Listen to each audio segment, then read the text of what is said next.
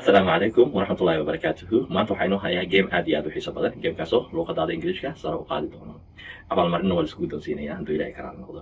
Shuruucda gameka waxa weeyaan gameka wuxuu ka kooban yahay 10 su'aalood ayuu ka kooban yahay. Su'aal walbana waxaa laga doonayaa inaad 10 sekin gudaheeda uga jawaabtid. Sharciga ugu horeeya waxa weeyaan videoga inaadan pause dhihi karin oodan joojin karin, inaadan dib u soo celin karin, in aad jawaabtaadana go'aan kama dambaysi aad ka gaarto intuusan waqtiga ka dhicin.